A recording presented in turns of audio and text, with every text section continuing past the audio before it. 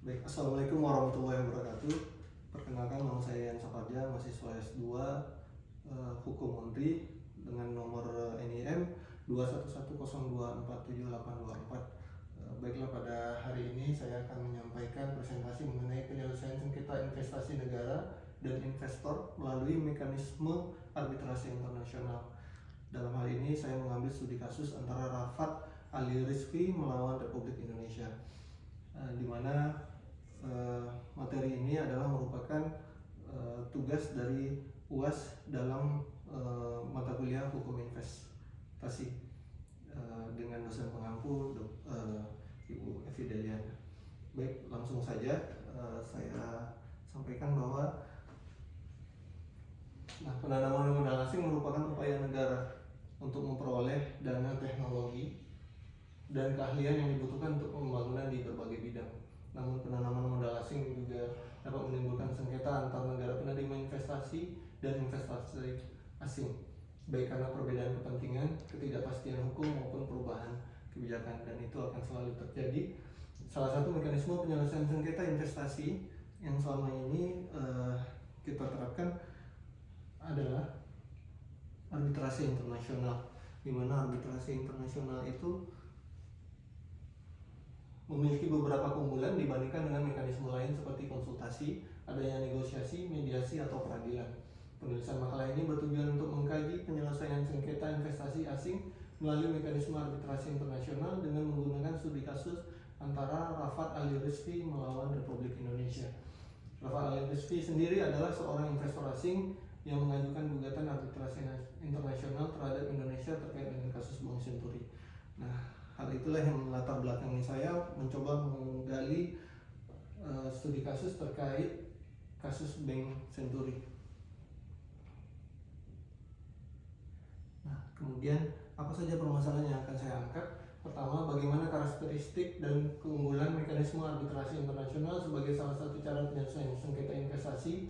Kemudian dua, apa dasar hukum dan proses penyelesaian sengketa investasi melalui mekanisme arbitrase internasional di Indonesia, dan bagaimana latar belakang proses dan putusan arbitrase internasional dalam kasus sengketa investasi antara Rafat Ali Rizvi melawan Republik Indonesia. Nah, adapun tinjauan teoritis, di sini saya utarakan ada 4. Pertama, konsep dan jenis investasi, di mana investasi asing adalah bentuk modal yang ditanamkan oleh pihak asing di wilayah suatu negara dengan tujuan mendapatkan keuntungan atau manfaat ekonomi. Nah, yang kedua, konsep dan jenis sengketa investasi. Sengketa investasi sendiri adalah perselisihan yang timbul antara investor dan negara penerima investasi atau investor asing dengan investor lain terkait dengan penanaman modal asing. Ketiga, konsep dan karakteristik arbitrase internasional. Nah, arbitrase internasional adalah proses penyelesaian sengketa di luar pengadilan dengan menggunakan arbiter atau panel arbitrase yang netral dan kompeten, yang keputusannya mengikat dan dapat dieksekusi di berbagai negara.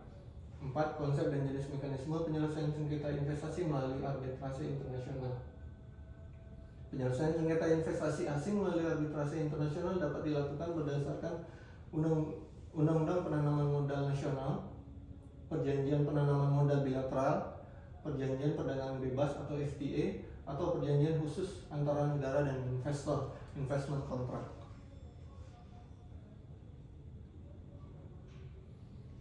Adapun karakteristik dan keunggulan mekanisme arbitrase internasional sebagai salah satu cara penyelesaian sengketa investasi, dalam hal ini saya utarakan ada 6. Pertama, bersifat konsensual, di mana para pihak harus menyetujui untuk menyerahkan sengketa mereka ke arbitrase berdasarkan perjanjian arbitrase yang dibuat secara tertulis. Artinya ini kesepakatan oleh kedua belah pihak. Kemudian yang kedua, bersifat netral. Artinya para pihak dapat memilih arbiter atau panel arbitrase yang memiliki kualifikasi, kompetensi, dan independensi yang tinggi. Ketiga, bersifat fleksibel. Artinya proses arbitrase dapat disesuaikan dengan sifat dan kompleksitas sengketa, serta dapat menghindari birokrasi dan formalitas yang berlebihan. Dan dimana kita ketahui bahwa dalam dunia bisnis, para investor ataupun negara penerima investasi butuh kepastian hukum yang lebih cepat dalam penyelesaian sengketa. Adapun yang keempat adalah bersifat rahasia, artinya proses dan hasil arbitrase tidak terbuka untuk umum kecuali jika para pihak setuju sebaliknya atau diwajibkan oleh hukum. Kelima, bersifat final, artinya putusan arbitrase tidak dapat digugat kembali atau dibatalkan oleh pengadilan.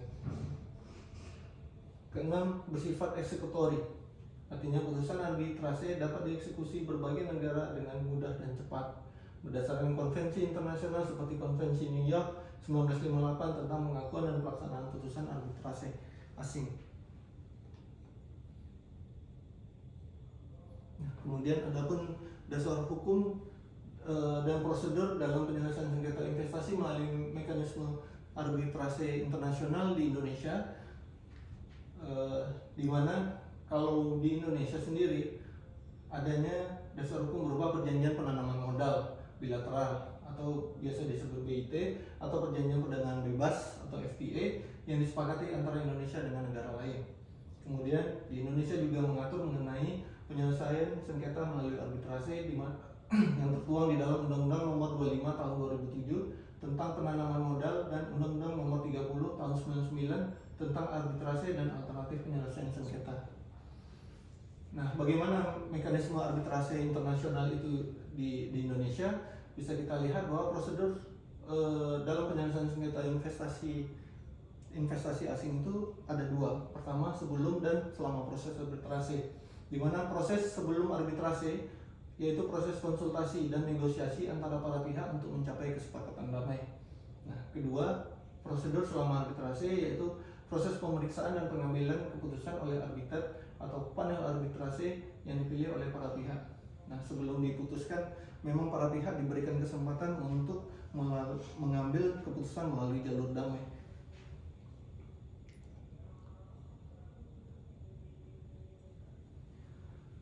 Kembali ke studi kasus, kenapa latar belakang proses dan putusan arbitrase internasional dalam kasus sengketa investasi antara Rafat Ali Rizvi melawan Indonesia dapat kita lihat pada paper saya, di mana latar belakang Rafat Ali Rizvi adalah seorang investor asal Inggris yang mengklaim memiliki saham tidak langsung di 3 bank Indonesia, yaitu Bank Senturi, Bank Mutiara, dan Bank CIC melalui perusahaan Bahamas bernama Asia Finance Limited.